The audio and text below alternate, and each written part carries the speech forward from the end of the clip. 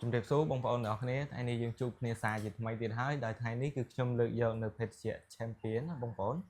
ដែលលើកមុនគឺខ្ញុំគោះទៅត្រូវ$1ហើយឥឡូវគឺយើងចង់គោះម្ដងទៀតដោយ Champion ណាបងប្អូនហើយអញ្ចឹងខ្ញុំក៏សូមខន្តីនៅអភ័យទោសផងដែរសម្រាប់ទៅដល់បងប្អូនទាំងអស់គ្នាបើសិនជាមានការនិយាយទៅលឺលួសឬក៏ពាក្យពេចន៍មិនសមរម្យនៅត្រង់ចំណុចណាមួយដែលចេតនាសូមបងប្អូនអធិស្ឋានអភ័យទោសដល់ខ្ញុំផងហ្នឹងហើយបងប្អូនទាំងគ្នាអញ្ចឹងបងប្អូនដែលមិនទាន់ជួយចុច Subscribe ខ្ញុំទេសូមបងប្អូនជួយចុច Subscribe ដល់ Channel ខ្ញុំម្នាក់មួយផងដើម្បីនឹងទទួលបាននៅវីដេអូថ្មីៗកោះរង្វាន់ភេទជ្ជៈផ្សេងៗហើយបងប្អូនក៏អាច comment ជាមួយនឹងខ្ញុំបានដែរដែល comment ចង់ខ្ញុំយកភេទជ្ជៈអីដែរយកមកកោះចែកជូនបងប្អូនអត់មើលលេងរង្វាន់ជាមួយនឹងខ្ញុំអញ្ចឹងណាបងប្អូនហើយអញ្ចឹងតោះឥឡូវយើងកុំឲ្យខាតពេលវេលាយូរយើងចូលទៅក្នុងវីដេអូយើងគោះភេទជ្ជៈតែម្ដងទៅហើយនឹងអធិស្ឋានផងបើសិនជាមានកាយការនៅមិនសមរម្យនៅត្រង់ប្រការណាមួយដែលចេតនាអីសូមបងប្អូនខន្តីផងតោះឥឡូវយើងកុំឲ្យខាតពេលវេលាយូរយើងចូលទៅក្នុងវីដេអូយើងគោះមើលភេទជ្ជៈ Champion តែម្ដងទៅឥឡូវយើងមកដល់ក្នុងវីដេអូយើងគោះកវលកំប៉ុងនេះហើយអញ្ចឹងមុននឹងគោះយើងបងប្អូនពិនិត្យមើលណាពិនិត្យមើលមកជុំលេងសិនបើសិនជាមានកន្លែងណាខុសទាស់ឬក៏ប្លែកអីបងប្អូនជួយមើលគ្នាទៅណាហើយ comment ប្រាប់ខ្ញុំម្នាក់មួយផងឥឡូវបងប្អូនមើលបែកញើសឡើង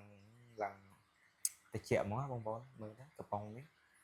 គឺថាតិចតែម្ដងណាបងប្អូនតិចឡើងបែកញើសតែម្ដងហើយខាងលើនេះក៏អត់មានអីទេហើយនេះគឺរៀងចំនៅនេះនេះគឺចំធ្នេរណាបងប្អូនហើយបងប្អូនមើលទៅបើបងប្អូនទៅកន្លែងគេលក់បងប្អូនរើសដូចកំប៉ុងនៅក្នុងនឹងដែរហើយត្រូវបងប្អូននេះដែរបងប្អូនគឺខមមិនម្នាក់មួយផងហើយនេះលេខ28ណាបងប្អូនហើយនឹងឲ្យបងប្អូនទាំងអស់គ្នាបើសិនជាមានការគោះទៅមិនត្រូវរង្វាន់ឬក៏អីសូមអធិស្ឋានផងបងប្អូនណាដោយសារតែយើងក៏មិនបានជាមើលឃើញនៅក្នុងកំប៉ុងអីដែរតែបើខ្ញុំបត់បង្ហាញនៅសម្បកកំប៉ុងឬលេខអីហ្នឹងហើយហ្នឹងគឺជាសម្គាល់ឲ្យបងប្អូនបានមើលមុនពេលខ្ញុំគោះណាបើសិនជាគោះទៅត្រូវរង្វាន់អីអញ្ចឹងណាបងប្អូនយកតាមហ្នឹងទៅនឹងត្រូវដែរទៅអញ្ចឹងណាហើយអធិស្ឋានផងបងប្អូនសម្រាប់សម្លេងរំខានណាបងប្អូនតោះឥឡូវយើងកុំឲ្យខាត់ពេលវេលាយូរយើងអត់មើលតែម្ដងទៅយើងដឹងត្រូវឬខុសត្រូវហើយបងប្អូនមួយកំប៉ុងត្រូវមួយកំប៉ុងណាបងប្អូនហើយនឹងឲ្យបងប្អូនទាំងគ្នាគឺក្នុងវីដេអូនេះ